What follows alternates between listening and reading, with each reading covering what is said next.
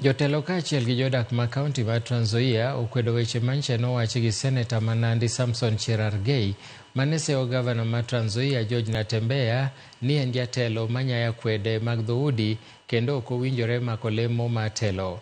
Weche ma kamagi nokomoro jodak ma Kitale ka giwacho ni weche ma kamago onge mise motegno kendo gin mago mageto kelo pogo oganda e lai mag siasa. Viongozi kutoka nje hatutaki mtupangie Trans Nzoia County. Na ndio msimamo ni huo tu.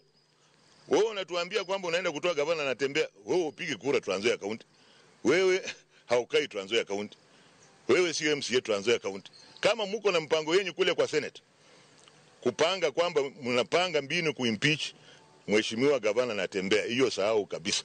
Wakati mheshimiwa George Natembeya ameanza kuliongelea swala hili, jamii ya Waluya imelijangamulikia hilo jambo.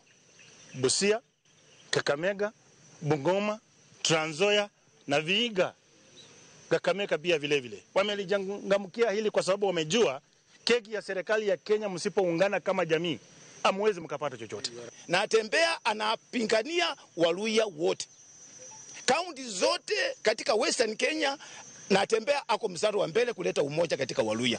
Na mimi nasema hivi, wewe kama Wakoli, hebu heshimu mwenzako gavana wa Trans Nzoia ili tuone ya kwamba Waluya wakuwe kitu kimoja, ili next time tuwe na bargaining power kutoka kwa Waluya. Na hiyo ndio inasikitisha watu wengi.